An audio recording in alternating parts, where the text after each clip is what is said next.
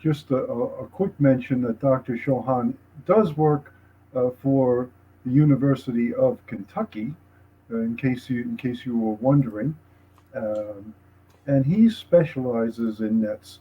Again, another center that does multidisciplinary evaluation and treatment.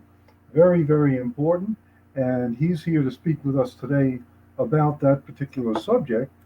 So, if you're all finished with your polling, as soon as his presentation comes up on the screen, we'll get him going.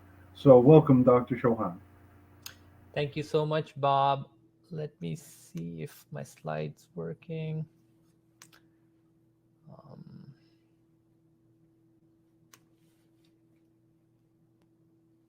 Perfect. All right, seems like I have good control over the slides. All right, folks, we are almost at the very end. I know it's a long day, and on top of it's a weekend, it's a Saturday. But I'm so grateful to all of you for tuning in and joining our NCAN, what we used to call this regional conference. Now these days, it's all virtual, and we have a lot of viewership from all over the country. And also some of the people are joining us from Europe and other countries outside the US. In fact, one of my friends, Simon, he's here. Hi, Simon. He's joining us from England, and he did not like my tie in my last, so I changed my tie just for him. So I care for my friends. First of all, thank you so much, NCAN, Marian, Bob, Trisha, the whole team of NCAN for inviting me and giving and talking to our wonderful neuroendocrine tumor community. They have done a tremendous amount of work. I can't even believe this is 80th conference.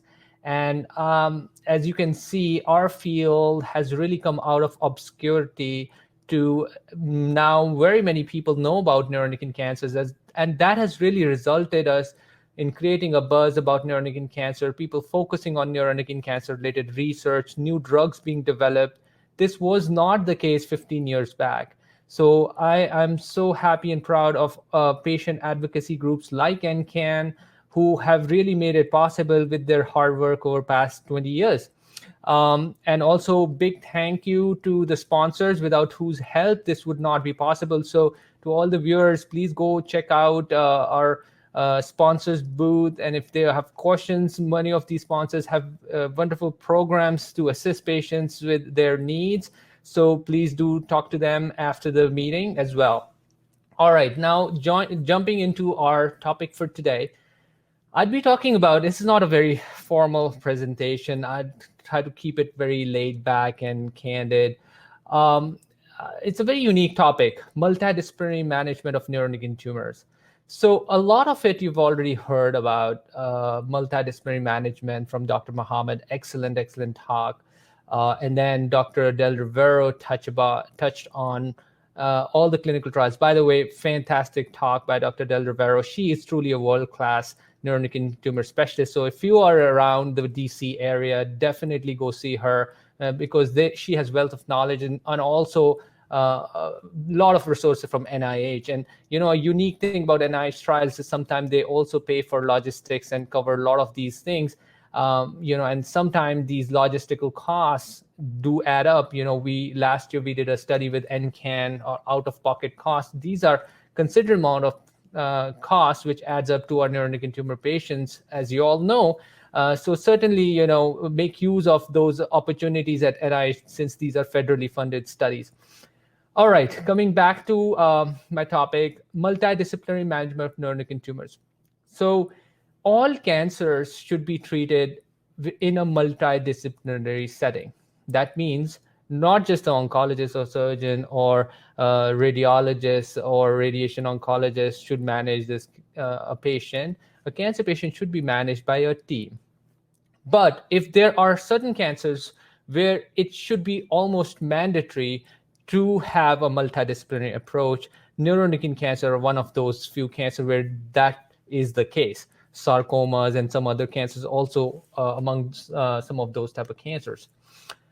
All right, before I move, just some of my disclosures since I work in drug development, so we do interact with industry and try to get things going on the research side. So these are my disclosures. All right, so I would like to show you schematics of Markey Cancer Center neuroendocrine program. And this would kind of help you envision and visualize what I'm talking about here. So when I say multidisciplinary neuroendocrine tumor management, you can see on the screen that it is not just oncologist who manages the patient. I might be the face for many of our patients, but there is a whole lot happening at the background. Sometimes some of these jobs are very thankless jobs because unfortunately they are always in the background, but nevertheless they sometimes do the most important and critical work. For example, pathology, and I'll talk about it in a second. Right. Similarly, surgeries, early case disease management, surgery might be involved. So there are so many disciplines that are involved and have a role in management of cancer, especially neuroendocrine cancers. As you can see in this screen, we broadly classify neuroendocrine cancer into high grade, low grade, NEC, NET. And if, let's suppose, most of our audience here is probably low grade or NET segment, we have dedicated neuroendocrine tumor board, and most NET centers would have that, where we have all these physicians who are in tune with neuroendocrine cancers, be it surgeons, nuclear medicine docs, be it interventional radiologists or medical oncologists. And then we sit and discuss in all cases and come up with a game plan. All right. So the idea of today's talk is just to kind of acquaint you with some of these fields or members of our team which you might not be aware of, or the depth of their involvement, because many a times they are at the background helping us deliver the best possible care to our patients. So the first and foremost, the most important thing in the management of any cancer is diagnosis or pathology, right? And this is unfortunately one of those docs who does the most heavy lifting and never gets the credit because they're always in the background in the labs and kind of helping us with the diagnosis. Neuroendocrine tumors are very tricky. You have to have an accurate diagnosis because it's a heterogeneous disease. You've heard this word a lot. So there are well-differentiated neuroendocrine tumors, there are poorly differentiated neuroendocrine carcinomas. Within well-differentiated neuroendocrine tumors, there are different grades of it based on the Ki-67 mitotic index. And it's really critical for me to know which grade am I dealing with, because the biology is different. The aggressiveness is different between grade 1 versus grade 3. So it's very important to get a clear diagnosis. I can't tell you how many times when the patient comes and is referred from a community center to a specialized center, that the pathologist would change the diagnosis. And sometimes it's a higher grade tumor and was labeled low grade tumor. And even very recently, just last week, I was referred a case of thyroid large cell neuroendocrine carcinoma. Turns out to be a thymic cancer instead with thyroid involvement. So having the right diagnosis is crucial, because if we get the diagnosis wrong, everything else is wrong afterwards. So cannot emphasize enough the importance of histopathological diagnosis, and pathologist is a key member in our neuroendocrine tumor team. Our pathologist sits with us in the neuroendocrine tumor board, shows us the actual tissue slides. So I'll show you how it looks like and what we see in these tumor boards. So the pathologist would bring the tissue slides with them, put it under the microscope, and we see it on our big LCD screens. And the pathologist would go over the patterns. See, no matter, say, oncologists are very smart. I'm kidding. But I cannot make a head and tail of this, So the pathologists, they are trained to read these. They're trained to stain it in a particular way to be able to get the right diagnosis. So on your one side is a well-differentiated neuroendocrine tumor. On your other side is a high-grade neuroendocrine carcinoma, poorly differentiated. So I cannot tell what's what. So that's why that's pathologist's job. But if they tell us the right thing, then we can institute the right treatment. Now, this is the mainstay for pathology. However, our understanding of neuroendocrine cancer is evolving. And we are also incorporating a lot of tumor genetics or mutation analysis in our management now. And I think this is going to get more and more formalized in the years to come. Now we know that there are different subsets of neuroendocrine tumors based on the molecular markers, especially if you see these high-grade neuroendocrine cancers. If you have poorly differentiated type, you tend to have TP53 mutation, loss of RB1, and then if you have I biased wrong. And if you have grade 3 well-differentiated neuroendocrine tumor instead of poorly differentiated, you have a completely different pattern of mutations seen. You don't tend to see TP53 or RB1. Instead, you see mutations in DAX or ATRX or MEN subgroup.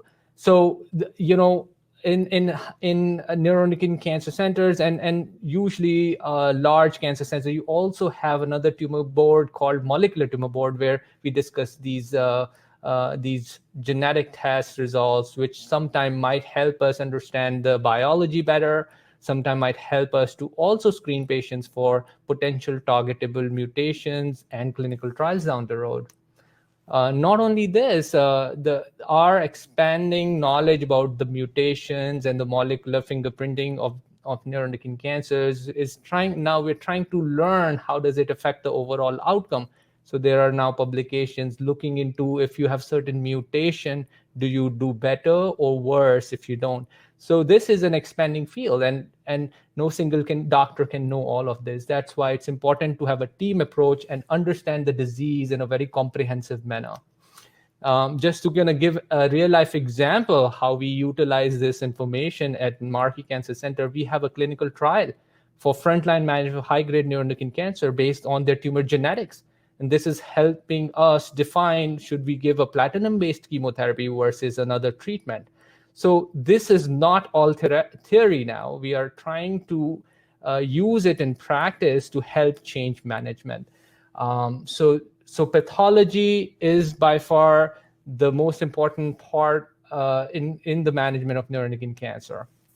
Now, who else besides a pathologist sits in our team of neuroendocrine tumor board and help us make so once we have confirmed the diagnosis of neuroendocrine tumor, the next step is to stage the disease. In our solid tumor world, we like to stage the disease. You've heard about stage 1, 2, 3, 4. Many a times we stage the disease based on the scans. What does staging mean? In a very crude way, stage means how far has the cancer spread? What's the extent of cancer? We have figured out, okay, this is a cancer or not. But once the cancer has been diagnosed, then the next step is how far has it spread? If it's starting from pancreas, has it spread into other organs, liver, lymph nodes, bones, etc.? So the scans helps us determine the stage of disease. In neuroendocrine tumor world, we often like to do certain specialized scans which are unique to neuroendocrine cancers because of a unique property of neuroendocrine tumor. They tend to have somatostatin receptors. Although not all neuroendocrine cancer has it, the well-differentiated kind, especially grade 1 and grade 2, definitely have it in a high abundance, and even grade 3 well-differentiated does have somatostatin receptors. The poorly differentiated neuroendocrine carcinomas, that's an area where it's been explored. There is a subset where they will express somatostatin receptors, and that is the study which is now funded by NCAN with their generous grant, and we are doing somatostatin receptor imaging in these poorly differentiated neuroendocrine carcinoma patient to see if they can benefit from PRRT if they have somatostatin receptors. But coming back to the main point, the radiologists, they help us understand the tumor burden in the body. For example, you see octreoscan and gallium-68 dotatate scan here. Clearly, gallium-68 dotatate is very much sensitive and specific, 91%, and you can see tumor a lot more clear. You can see tumors up to 3 millimeters. So it is really good in picking up even small amount of disease. And after looking this image in the tumor board, the oncologist would know exactly, okay, I have a very good idea about the burden of disease. The surgeon would have a great idea of the burden of disease and would really help them plan for surgery. If they were thinking about doing a surgery, they'll know exactly which lymph nodes are involved and which are not. There are certainly limitations to every imaging. Not every tumor can be picked up on scan, especially if they're very small and if they don't have somatostatin receptor. Again, those would be also missed. Gallium scans, the not only scan we do, part of routine staging, we do MRIs and CT scans, which again falls in the domain of radiology, and they read these for us. Very, very critical component in initial management and also in follow-up. The best way to monitor disease are the scans. We still don't have good blood tests to monitor disease. There are certain new tests coming up, like NET tests, very accurate, but still the mainstream way of following disease status or response to treatment is still the CT scans or MRI scans, because you can measure the lesion and then follow them through. And who does that? It's the radiologist who do that. All right, the other critical member of our team is surgeons.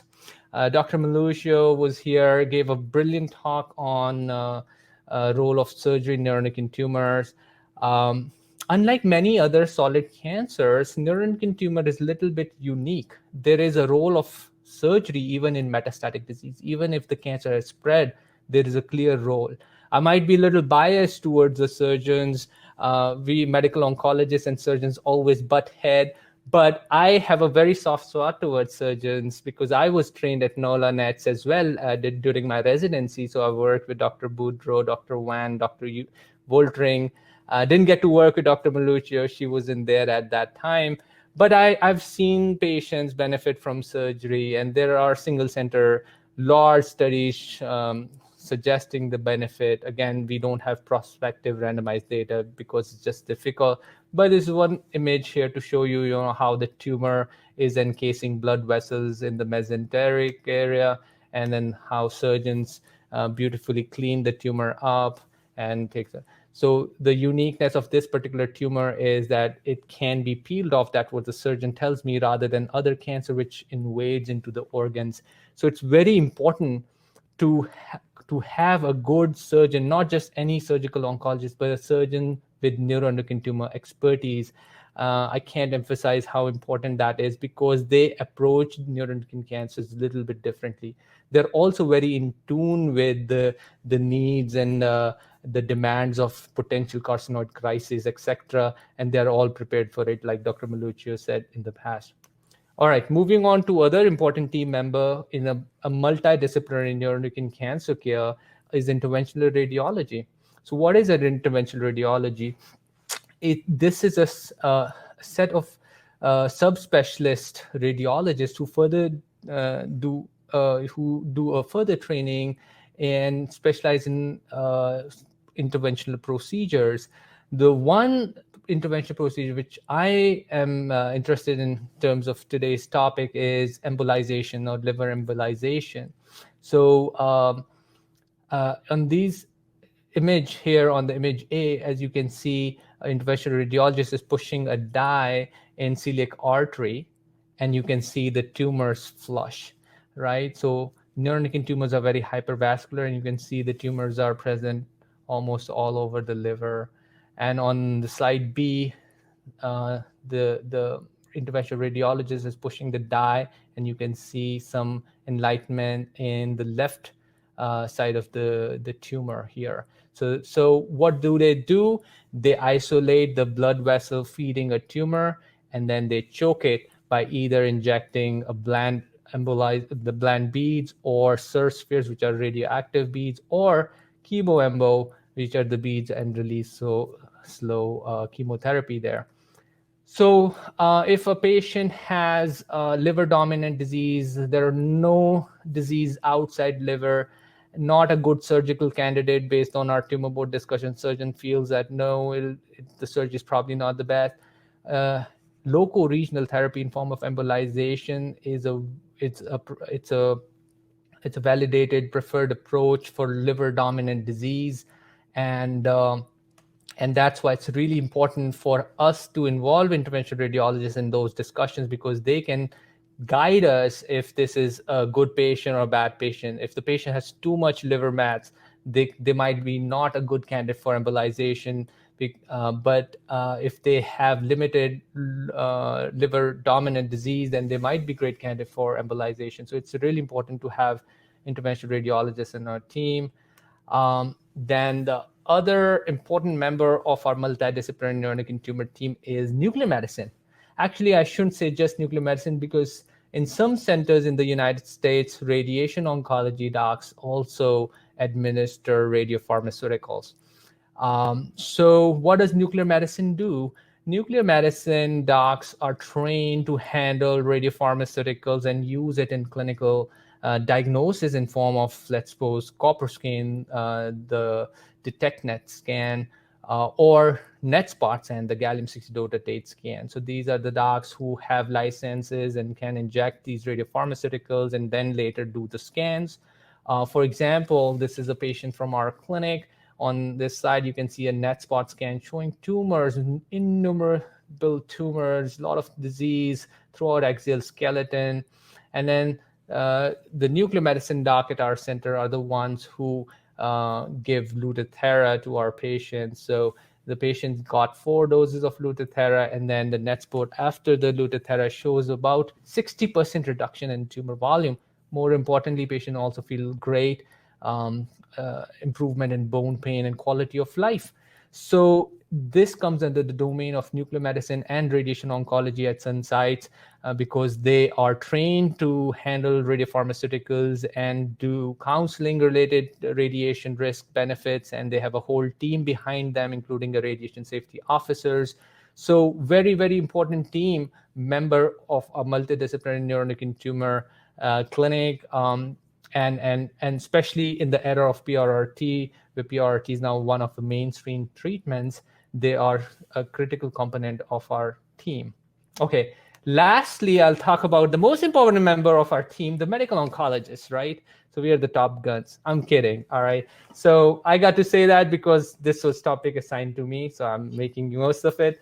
So what's the role of medical oncologists in the management of neuroendocrine cancer? We present cases, oftentimes the case would be referred to medical oncologists, and then we will come and discuss the case or present it in a neuroendocrine tumor board, or at least that's how it is in Markey. And we'll come up with a plan. We will make a plan, putting all the pieces together, the diagnostics, the pathology, the staging workup. We also tend to like to do a very detailed physical exam, take a detailed history, figure out what subtype of neuroendocrine cancer it is. Is it a functional neuroendocrine tumor? Is it a non-functional? If this is a functional, what type of functional neuroendocrine tumor are we dealing with? Is it a gastrinoma? Is it a VIPoma?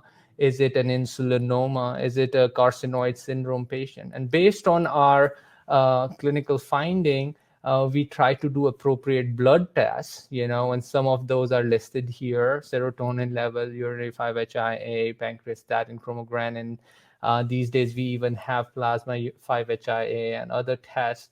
There is a new test called NET test, very accurate in detecting neuroendocrine cancers, and also is being tested to predict responses to PRRT and other things. So these are some of the tools that we as a medical oncologist have. They're not exclusive to medical oncology. Many a times if the patient is being worked up by our surgical colleagues or a gastroenterologist, they might do this. I'm just saying what we tend to do in our clinic include some of these assessments and baseline assessments of some of the tumor markers, and putting all this information together to come up with a plan. Now, this is a schematics from Dr. Pavel's, Marianne Pavel's paper. Of course, this is a little bit dated from 2012.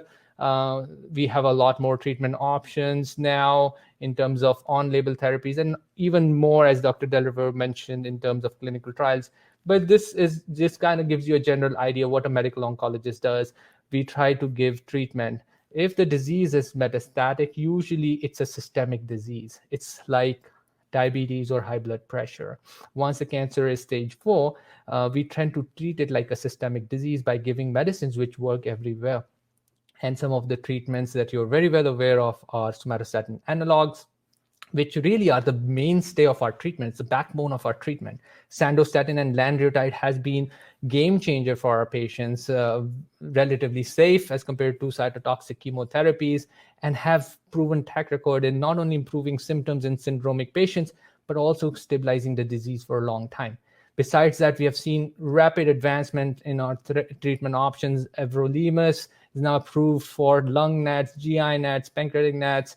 We have Sutent. We have this brand new drug, relatively new in terms of approval, is Zermelo, which works in carcinoid syndrome diarrhea refractory to somatostatin analogs, and has been shown to significantly reduce serotonin levels in the Telestar study. It's a fantastic drug. And there are a lot of other agents, Benfesia.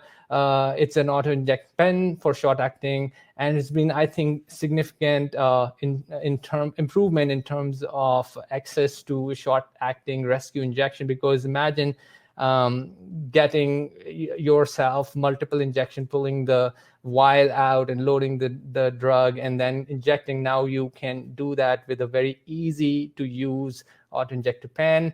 So our field is definitely making strides and improvements. Not only therapies, these are therapeutic drugs with real efficacies, but we are also looking at other agents coming into our field to help alleviate symptoms.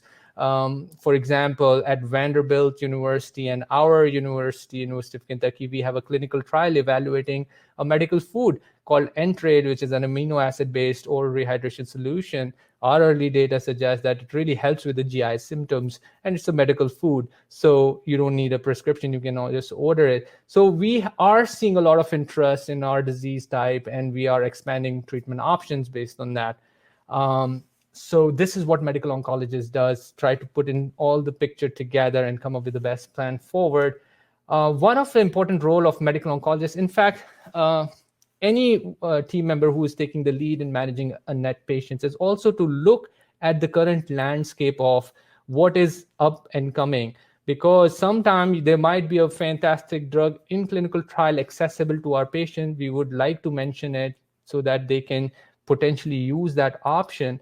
So it's really important, and a lot of time medical oncologists also look for these options. For example, I had a patient the other day. I referred to Houston to see Dr. Del Passon because he had an interesting study which that patient might benefit from.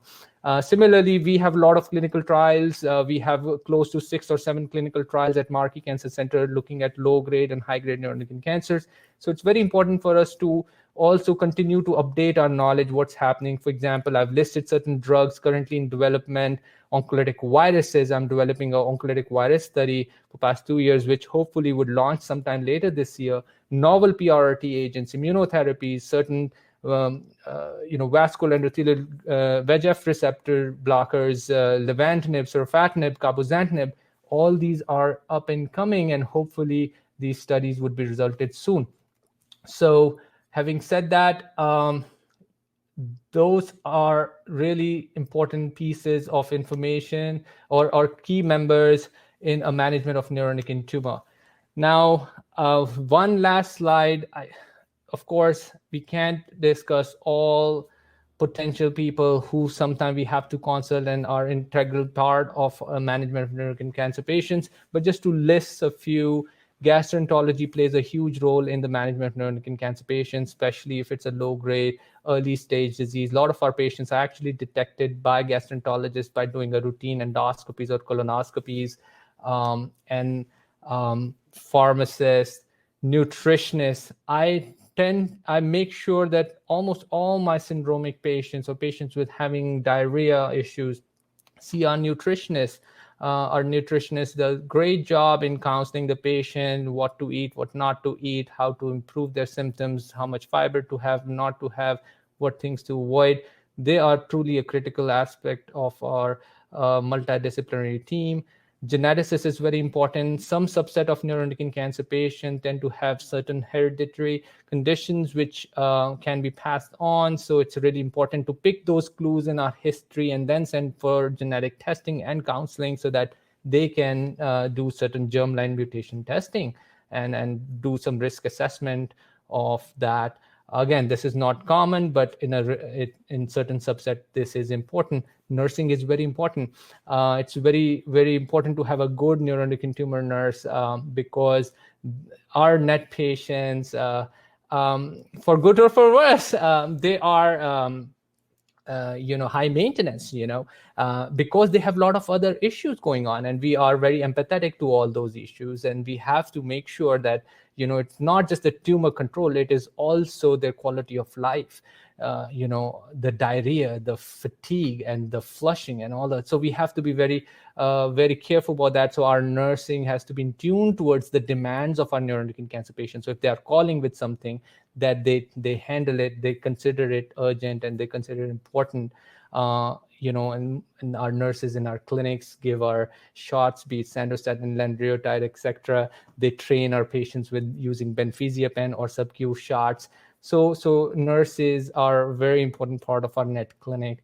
Radiation oncologists in the cases if we do have to do focal radiation, and bone mets for symptomatic bone mets. Lung doctors, pulmonologists for lung NATs patients, very important. They help us not only diagnosing and doing diagnostic bronchs and biopsies, but sometimes also assessment and evaluation. So it's a big team. As you can see, neuroendocrine tumor cannot be managed by a single doctor. We need a whole village to treat a patient appropriately. You might see a single doctor being the face, but just know that behind the scene, it's a group of members, a big team working on your case so that you get the best care possible.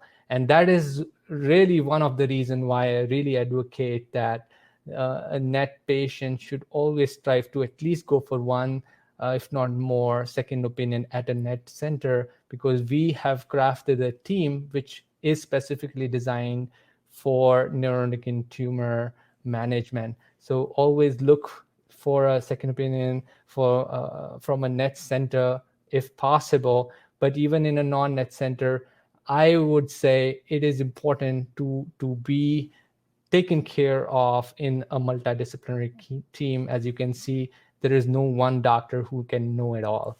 With that said, I would like to thank you for your attention, and I think we will now move to the next segment, which is Q&A. Thank you.